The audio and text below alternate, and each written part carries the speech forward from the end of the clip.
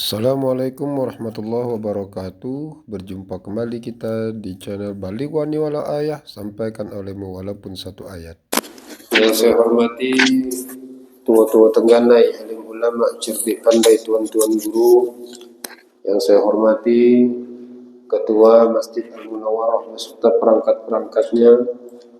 Yang saya hormati bapak-bapak, ibu-ibu, adik-adikku, yang insyaallah kita semua dimuliakan oleh Allah Subhanahu wa taala. Amin amin ya rabbal alamin. Kita lanjutkan kajian kita pada hari ini. Kalau tidak salah kemarin kita membahas tentang Al-Fatihah. Sudah kita bahas Al-Fatihah, imam dan makmum.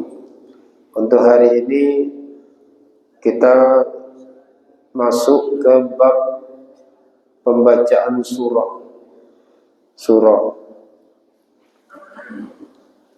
Surah ini di dalam sholat itu hukumnya ada dua. Apa hukum membaca surah atau ayat di dalam sholat? Kalau menurut daripada mazhab Imam Hanafi, membaca surah itu wajib. Jadi menurut 4 mazhab, kalau menurut mazhab Imam Hanafi membaca surah itu wajib.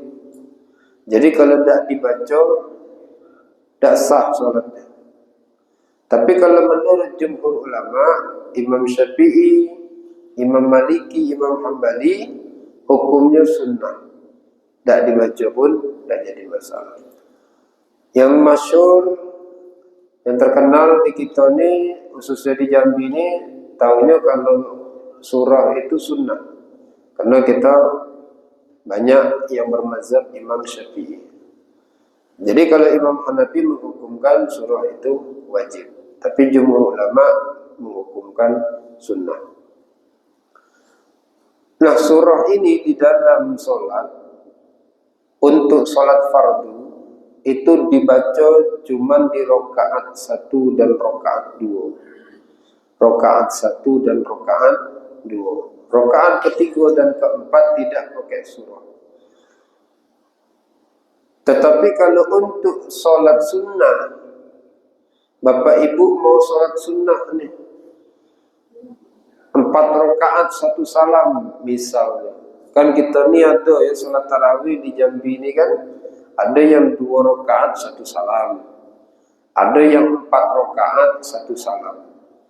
Salah satu yang membedakan sholat fardu dengan sholat sunnah, kalau sholat sunnah itu setiap rakaatnya, menurut daripada jumhur ulama tadi, itu sunnah hukumnya membaca surah setiap rakaat. Tapi kalau untuk sholat fardu cukup di rakaat pertama dan rakaat kedua. Jadi kalau kita ni sholat tarawih 4 rakaat, berarti rakaat ketiga, rakaat keempatnya Al-Fatihah, surah, Al-Fatihah, surah. Jadi setiap rakaatnya surah. Sama dengan ibu sholat duha. Sholat duha 2 rakaat, 1 salam. Ya, berarti 1, 2 pakai surah. Boleh tak kami sholat duha tadi 4 rakaat 1 salam? Boleh. 4 rakaat 1 salam. Cuman kalau ini sholat sunnah, rakaat ketiga, rakaat empatnya disunnahkan membaca surah. Jadi kita kalau sholat sunnah setiap rakaat baca surah. Kalau sholat fardu cuman rakaat 1 dan rakaat 2. Nah. Walaupun ibu bapak nak 13 rakaat kayak gitu juga. Jadi ada 11 rakaat 1 salam misalnya. Tapi kalau yang standarnya itu 2 rakaat 1 salam dengan 4 rakaat 1 salam. Yang paling abdul yang mana? 2 rakaat 1 salam. Karena pendapat ulama, kalau kita sholat sunnah 2 rakaat 1 salam, Rasulullah lebih sering dan banyak melaksanakan 2 rakaat 1 salam. Nah, untuk surah ini, para ulama termasuk Imam Syafi'i membagi surah ini ada 3. Ada surah panjang, tiwal, ada surah menengah, ausat, kemudian ada surah pendek, kisar. Kata Imam Nawawi, kalau surah panjang itu 3 halaman, itu baru panjang. 3 halaman atau 2,5 sampai 3 halaman itu panjang. Jadi 1 lembar setengah itu takaran panjang. Kalau takaran menengah itu 2 halaman atau 1,5 halaman sampai 2 halaman. Kalau pendek, setengah halaman sampai 1 halaman itu pendek. Setengah halaman sampai 1 halaman itu masih kategori pendek. Jadi ini takaran ini adalah ulama lah yang membuat. Imam Nawawi menakarkan kalau pendek itu setengah halaman sampai 1 halaman itu pendek. 1 halaman lebih tadi itu sampai 2 halaman itu menengah tuh. 2 halaman sampai 3 halaman lebih ke atas tuh, itu baru panjang. Nah, untuk daripada takaran ini nih, di manakah yang afdolnya dianjurkan oleh para ulama tadi itu untuk kita bawa di sholat akobeh? Ya. Nah, para ulama di sini membagi daripada tempat-tempat daripada sholat yang ayat panjang, ayat menengah, ayat pendek. Kalau untuk sholat subuh dan zuhur, ini bolehlah ayatnya panjang, 2 sampai 3 halaman itu boleh. Seperti surat sajadah. Surat sajadah. Surat sajadah itu tuh sunnah. Jadi Rasulullah SAW itu kalau di hari Jumat itu subuh itu sering tidak selalu ya, sering membawakan surat sajadah dan juga Al-Insan, bukan Aisan, Al-Insan ya. Sajadah yang pertama, yang kedua surat Al-Insan. Kalau hafal bawa lah itu, cuman panjang ya, panjang. Kalau misalnya yang kita ni lah sudah tua-tua ni, habis surat sajadah tadi itu ambil yang pendek yang kedua ya. Disesuaikan dengan kemauan daripada jamaah. Tapi kalau Rasulullah tadi itu kalau di hari Jumat subuh tadi itu bawa surat sajadah, rakaat pertama, rakaat keduanya surat Al-Insan. Kalau di subuh-subuh yang biasa nih, Rasulullah sering membawa surat yang saya bawa tadi itu. Ya, sabbihisma rabbikal a'la alladzi khalaqa ya. Yang keduanya qul ya ayyuhal kafirun. Itu sering Rasulullah ya. Jadi al-a'la sama al-kafirun. Itu sering Rasulullah. Tidak apa-apa kita bawakan surat-surat yang sering dilaksanakan Rasulullah. Kalau maghrib qul ya ayyuhal kafirun sama qul. Itu sering qul ya ayyuhal kafirun sama qul. Al-kafirun sama al-ikhlas. Nah, kalau untuk sholat subuh dan sholat zuhur ditakarkan para ulama, subuh dan zuhur itu disunahkan pakai ayat panjang. Ini standarnya ya.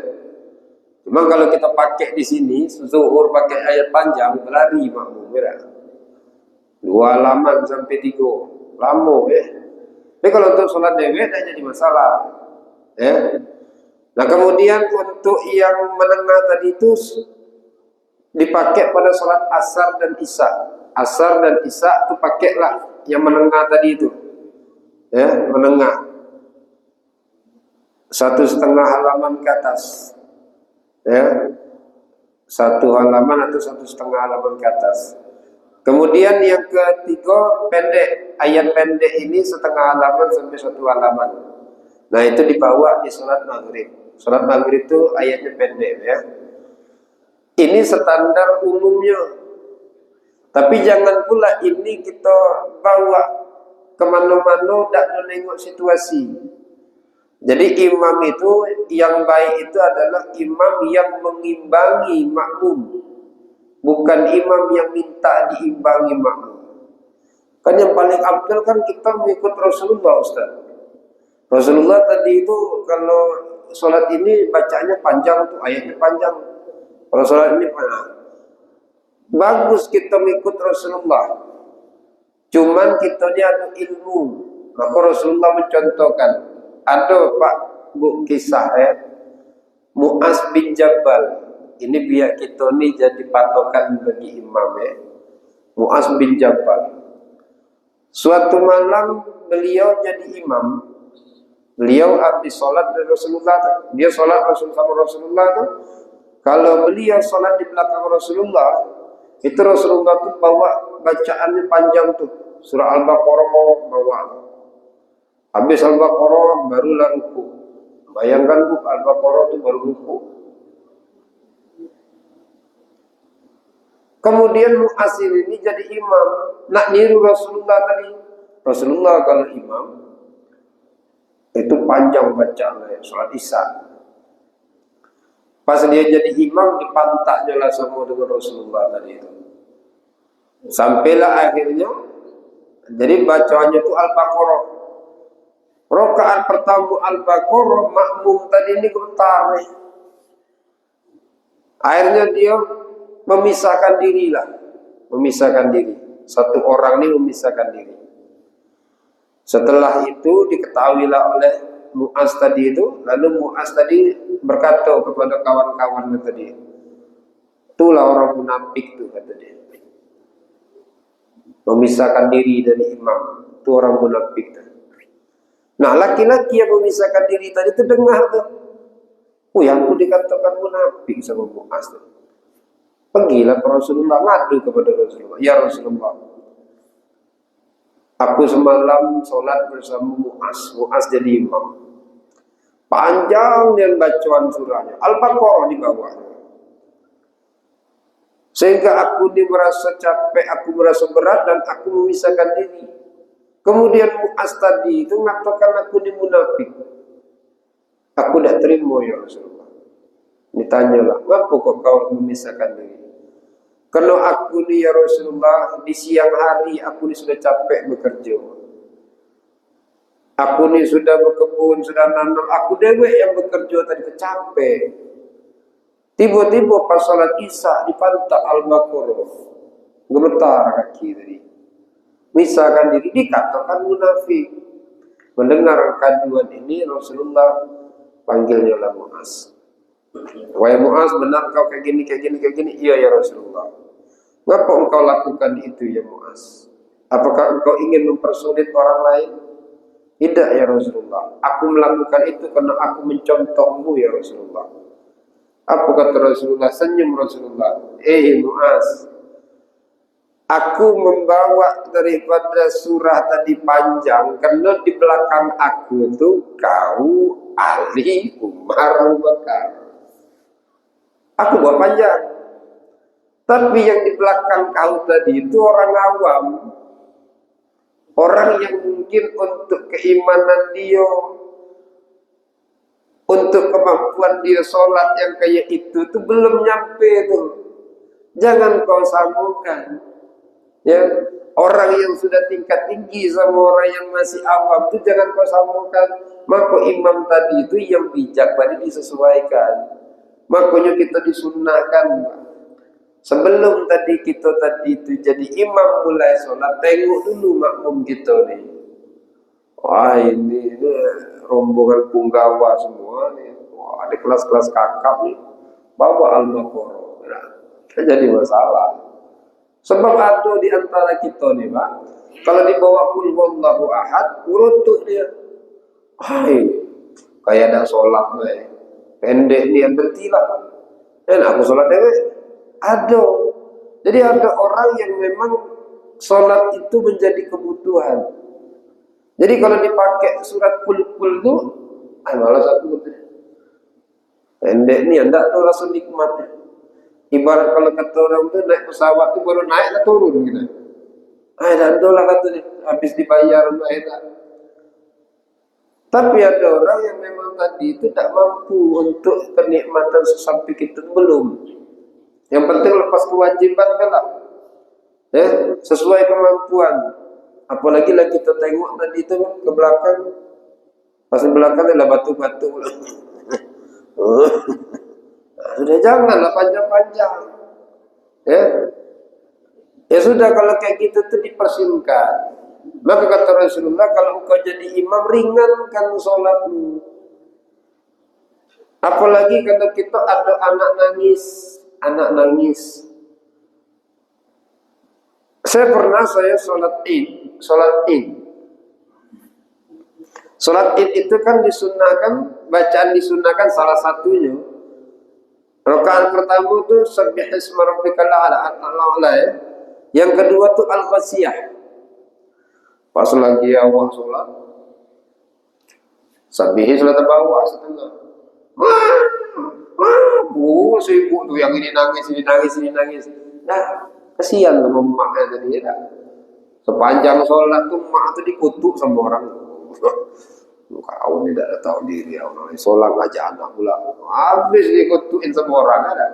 Dah rakaat kedua saya buat kuliah ya al-kafir. Dan tidak jadi al-Ghasyiyah.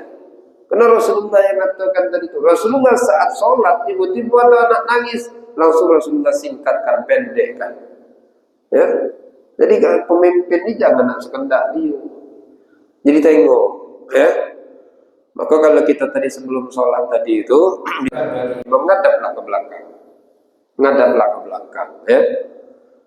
Ini ada pula jamaah yang mengatakan macam-macam pula sekarang ini.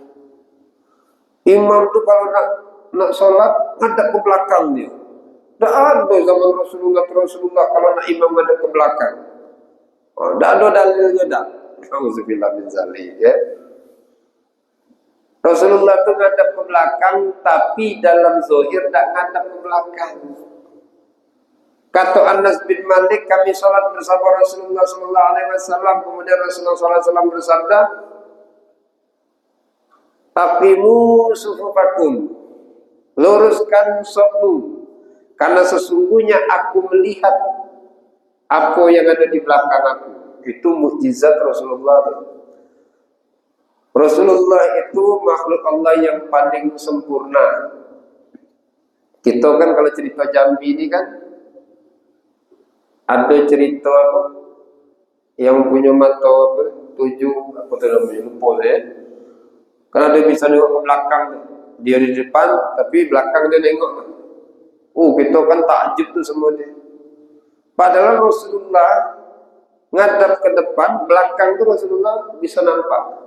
Jadi di dalam kalimat hadis itu, sesungguhnya aku melihat apa yang ada di belakang aku itu. Artinya ini nih, ya jangan pula kita nak kayak Rasulullah. Kalau memang kita bisa melihat ke belakang, ya tak usah lah. Nengok aku kan kayak awak di depan bisa nengok ke belakang. Nah, kalau memang bisa kayak Rasulullah, ya sudah ada nengok ke belakang. Cuman ini ada makna tersirat Rasulullah. Sebelum kamu mulai perhatikan di belakang kamu nih. Rasulullah tadi kan punya mukjizat tadi itu, walaupun ngadap ke depan, yang belakang Rasulullah bisa nampak, bisa melihat. Kita ini bukan Rasulullah, tidak punya kemampuan itu. Maka baliklah ke belakang, tengok. Lah masuk anak-anak tadi itu. Nah, anak-anak masih berlari, tolong masuk sini. Itu diajarkan oleh Nabi Nuh. Nuh sebelum berangkat kan sidak dulu tuh. Yang ini ada. Lah masuk, lah naik semua. Nah, sampai anaknya pun dijemput. Anak aku belum, mana cari anak aku. Nah, kalau kita kan enggak. Itu sebenarnya itu adalah makna sindiran bagi kita. Awak imam, tiba-tiba anak masih main PS di rumah. Itu sidak. Anak aku dah ada, astagfirullah. Anak orang ada. Sedih lah deh. Kemana lah anak aku ya. Tapi memang itu jadi ujian bagi kita ya. Ujian bagi para ulama itu biasanya di anak. Kalau tidak di anak, di bini. Maka ulama itu kayak gitu ya. Kiai-kiai besar, kiai punya nama harum, tapi anak kayak setan. Sampai itu ujian tuh. Akhirnya pun jadi cipiran. Pak Kiai. Tidak usah lah nak ceramah-ceramah kayak gitu. Tengok anak kau tu, urus anak kau tu lah. Itu jadi ujian dah. Jadi ujian. Allah uji kita. Paling kalau saya jawab, saya kan galak kayak gitu ya. Ustaz ceramah, tapi ada ustaz kayak gitu tuh. Kewajiban kita cuma menasehati. Lantah di man ahbabta walakin Allah yahdi man yasha. Kamu tidak akan mampu memberikan hidayah kepada orang yang kamu cintai, melainkan Allah lah yang memberikan hidayah kepada orang yang Allah kehendaki. Artinya kita ini cuma nasihati, paling saya jawab, jangankan saya, Nabi Nuh itu anaknya kafir, Nabi itu ya. Dinasihati terus, cuman kita dinasihati, cuman kata Allah yang uji, ya dah, uji anak kau gini, kita lah nasihati, berbui boleh kita, tapi tidak juga diikuti. Akhirnya itu jadi fitnah bagi kita. Sabar. Yang penting istiqomah. Jangan pula habis kayak gitu sudahlah. Berhentilah aku dakwah nih. Besok tidak usah lagi nyampaikan dakwah. Ngapa pakai dakwah lagi ceramah? Kalau berhentilah lah kayak gitu, maluin bela. Nah, itu sudah, berarti kita lagi ikuti jalan setan. Kalah sebelum perang. Ya dah. Maka itu ujian, itu istiqomah bela. Biarkan Allah yang ngurus anak kita tadi itu. Ya, yang penting kita tadi itu tetap ikhtiar, cuman kewajiban menyampaikan. Jadi yang namanya imam tadi itu, tengoklah tadi itu. Ya, maka kalau tadi itu yang makmum kita tuh kelas-kelas orang awam, pendekkan. Jadi ada satu masjid itu tuh terkenal, Masjid Al-Kafirun sama Kulhu. Masjid Al-Kafirun sama Kulhu. Pokok setiap imam di situ kalau sholat Al-Kafirun sama Kulhu. Itu bela dari bawah aja. Tapi senang makmum tadi itu. Cuman dia lah kayak gitu pun jadi ceperan. Kaki kalau dalam apa pas sholat pasti Al-Kafirun sama Kulhu. Kuliah. Jadi kalau kayak gitu pun masih ada yang menceper, itulah orangnya. Belum sholat nih. Kuliah. Imam kuliah Kulhu. Sebut pula imam kuliah Kulhu. Jadi masalah.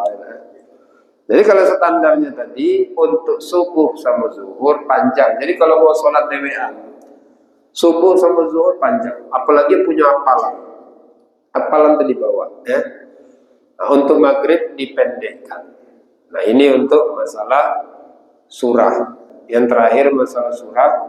Setelah baca surah tadi, jangan disambung dengan takbir intikal. Ada sunnahnya, habis baca surah tadi dijedah sedikit, baru kita takbir. Karena takutnya takbir tadi itu dianggap bagian dari surah tadi itu. Qul huwallahu ahad, Allahus samad, lam yalid wa lam yulad wa lam yakul lahu kufuwan ahad. Berhenti dulu, baru Allahu Akbar, minimal 2 rakaat. 1 sakta. Ya. Sudah berapa itu? Berhenti. 1, 2, Allahu Akbar. Ini kadang kita tidak imamnya belada semua ya. Qul huwallahu ahad, Allahus samad, lam yalid wa lam yulad wa lam yakul lahu kufuwan ahad. Allahu Akbar. Apalagi salat tarawih. Walaupun secepatnya tetaplah dijeda. Biar tahu ini ada takbir intikal, ada surah. Bismillahirrahmanirrahim. Qul huwallahu ahad, Allahus samad, lam yalid wa lam yulad wa lam yakul lahu kufuwan ahad. Allahu Akbar. Wih, senang dan ibu-ibu. Mantap lah. Nah, coba kalau pilih imamnya kayak ini kan cepat ya.